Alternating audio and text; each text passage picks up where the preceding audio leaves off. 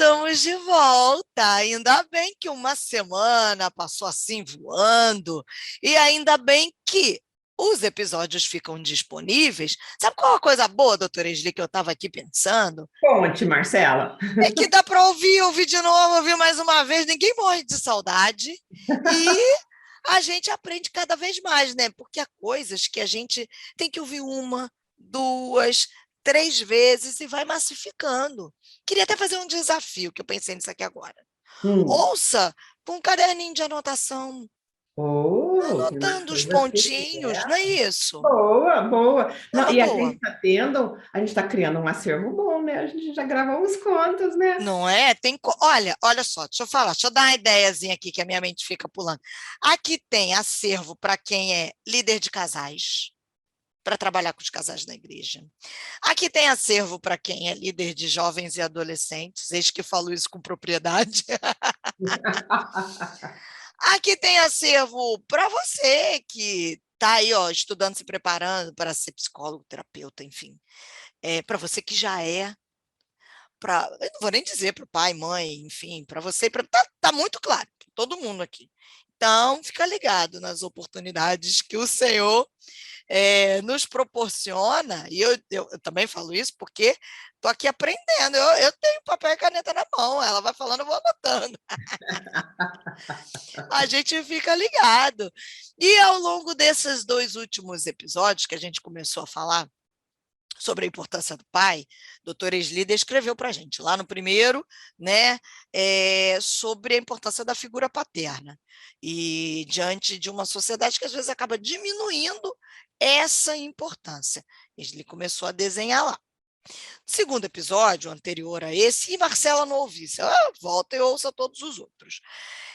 A Esli começou a dizer para a gente a continuação dessa jornada sobre a importância da figura paterna, o que, que esse pai define na vida dos filhos, meninos e meninas, É. porque o pai dá a definição nesse Uhum, processo. uhum. E aí, diante de tudo isso, eu brinquei que eu joguei uma isca na semana passada, para essa semana, hoje, que é isso aí que eu vou puxar da doutora Esli agora, me dando conta, você também se dando conta, dessa grande importância da figura paterna, que não foi criada ao acaso, é claro que não, porque tudo Deus faz com um propósito, e é por Né? isso que a gente tem que ficar ligado, né? Ele é um Deus de propósitos. Diante dessa importância, a figura paterna sofre ataques, ou não sofre. E que ataques são esses, doutora Esli? Conta pra gente. Está sofrendo ataque mesmo ou eu estou falando aqui de doida que Mas sou? Não.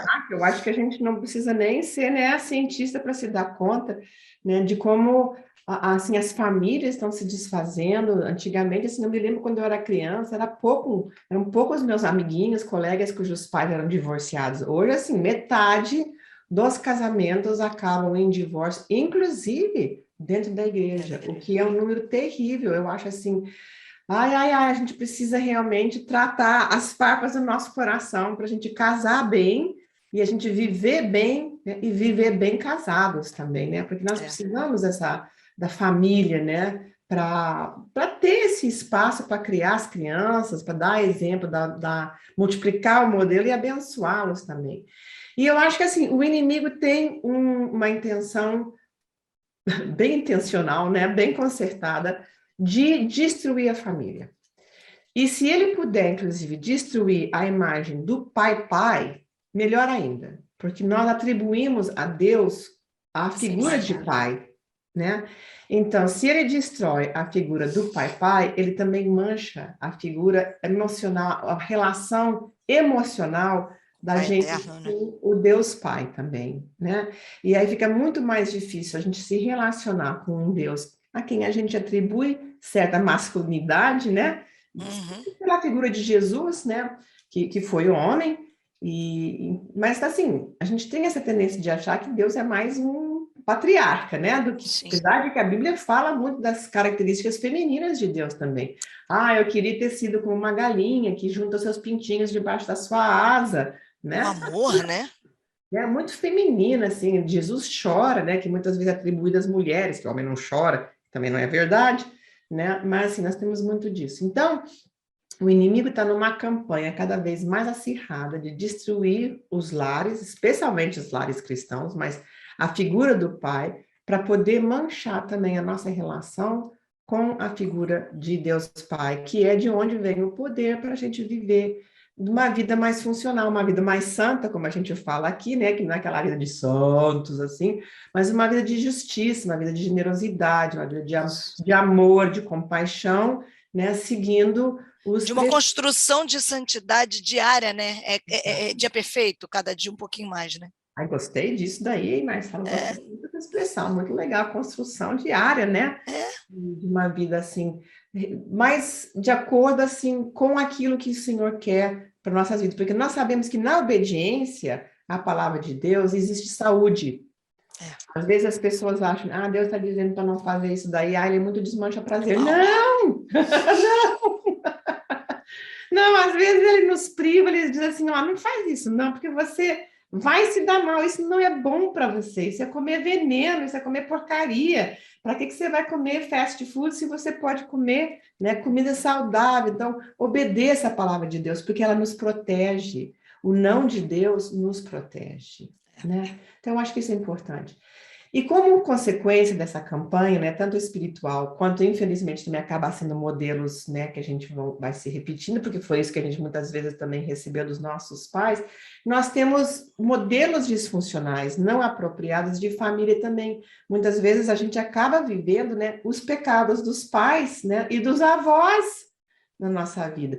Eu achava assim, o fim da picada, aquele negócio que eu dizia, que Deus visita os pecados dos pais, até Verdade. ter de quarta geração, eu, não, mas isso daí não é legal. Como se fosse injusto, né? Ai, tá bom. Não, mas eu acho que isso aí não é um preceito, não é um mandamento, isso daí é uma descrição Do que acontece. do que acontece, mas também ele também fala que ele visita a bênção É, até a milésima geração. Quer dizer que assim, o poder da muito bênção maior. é muito mais forte É. e vai muito mais longe do que o poder, né, desse tipo de maldição. Mas é verdade. Então, nós precisamos, com o poder de Deus, pelo amor de Deus, né, romper esses modelos, romper essa transmissão. E nós podemos ser essa geração em que isso para, isso termina. Não vamos mais Boa. repetir esses modelos. E quais são alguns desses modelos? Eu não tenho todos, mas eu vou te contar alguns. São assim de pais que vivem distantes, né? Antigamente, quando eu era mais menina, Ela é uma menina linda, gente, do sorriso mais lindo que eu conheço. era mais jovinha, né? Os pais, né? O pai se escondia atrás do jornal. É. Aí depois eles começaram a se esconder atrás do controle remoto. Depois foi o computador, agora é o celular. É. Né? Então, muitas vezes as crianças querem falar, querem brincar, querem fazer alguma coisa e a gente traz o trabalho para casa porque a gente está com o serviço dentro do celular. Né? Eu mesma sei como funciona isso. Muitas vezes, assim, quando eu me dou conta, assim, estou eu ali no celular de novo. Dizer, tá, tem que começar Largar. a dar menos tempo para isso, né? Então, o pai distante é um pai que emocionalmente não se conecta com seus filhos, né? Ele não preenche a taça emocional, né, de pai dos seus filhos e das suas filhas, né, como a gente estava falando.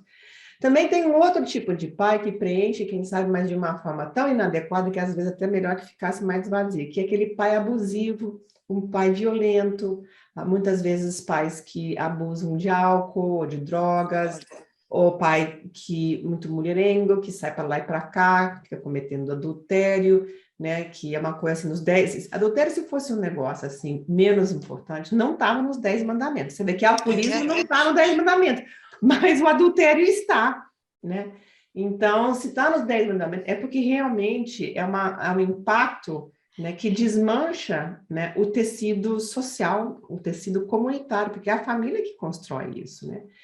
Então, esse tipo de pai também, se ele deixa assim a taça emocional de pai, né, cheia de tóxico, de coisas ruins, coisas feias, que depois, traumas, né? Pecados que depois têm que ser limpas, são as farpas do coração.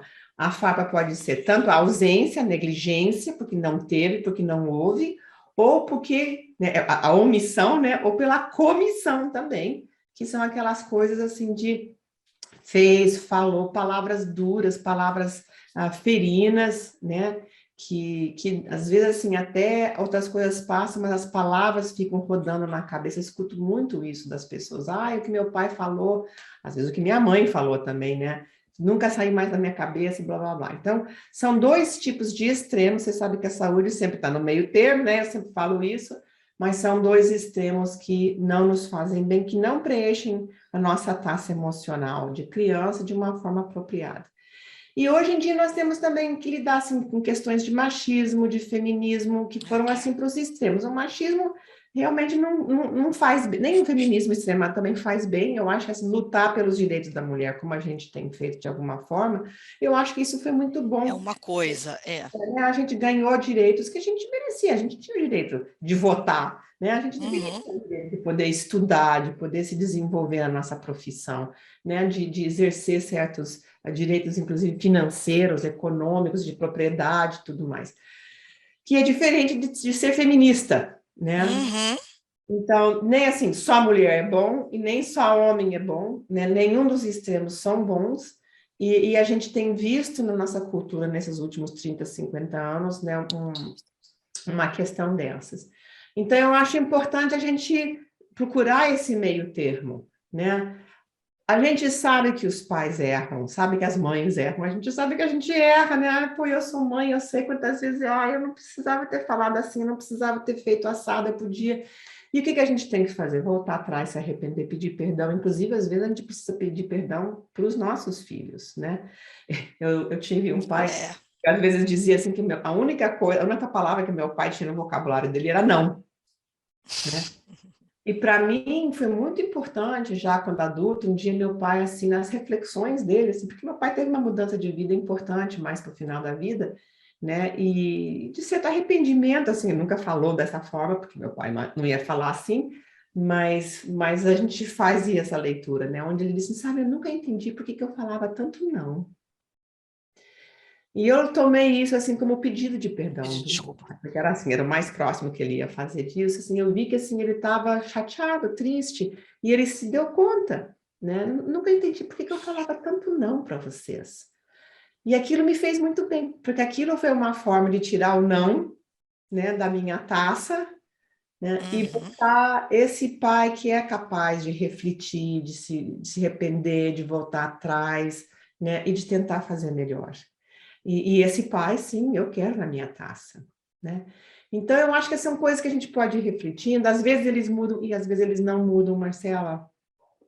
É. Mas a gente pode mudar a forma em que nós encaramos eles, né? A gente pode mudar a nossa percepção do passado, a percepção do que aconteceu. Os nossos pais, eles nos criam da melhor forma que eles sabem fazer. Não fazem melhor porque eles não Não sabem. sabem.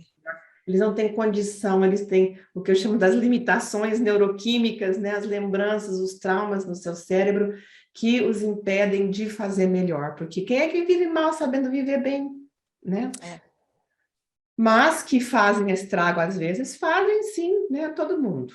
Então, por isso que o perdão, eu sempre volto nessa tecla do perdão, o perdão é o azeite da relação, é o que faz com que a carruagem possa andar de uma forma mais suave na vida, é a gente poder passar o azeite do perdão, né, para essa unção do óleo, do perdão, para a relação andar melhor, né?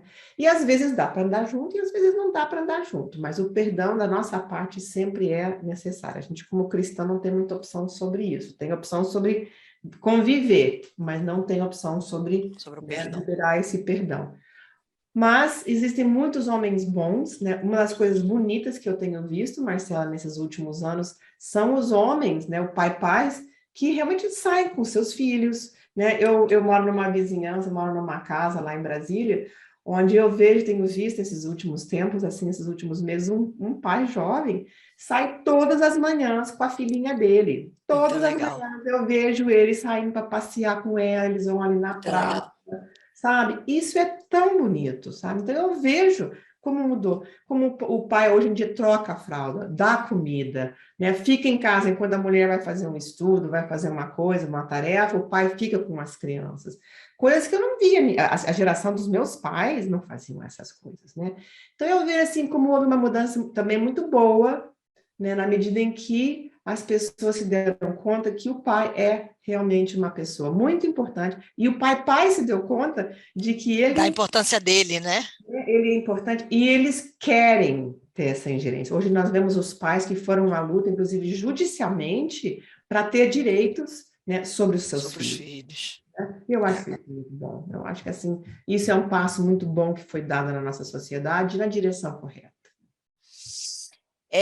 Doutora Egi estava contando aqui, eu me perdi, porque eu me lembrei de uma. Me perdi numa lembrança, né? Me perdi, mas não me perdendo. Ouvindo tudo numa lembrança que você estava dizendo que os pais querem viver, e desse pai lá em Brasília, que sai com a filha pequenininha. E eu me lembrei de um pastor, aqui no Rio, que quando a filha dele, pai de menino e pai de menina, e a menina mais nova, e quando a menina chegou na idade antigamente diria, né, na idade casadoira, mas na idade do se apaixonar, ali na adolescência e tal, ele fez isso com a filha e a esposa fez isso com o filho. Ele saiu. O primeiro convite para ela jantar fora foi com ele. Ai, que lindo. Ele a levou para jantar. Ele deu a ela um anel de compromisso, que era um compromisso dela com ele e com a mãe e com o Senhor, de viver em pureza e santidade para buscar o marido. Ela ainda não ela está namorando, mas ainda não casou, o filho, o menino já, eles vão ser até avós agora, mas de gerar aquilo dizendo, olha, há algo bom para você, nós somos os modelos, temos nossas falhas, obviamente, como seres humanos que somos, mas a gente está querendo dizer a você quem você é.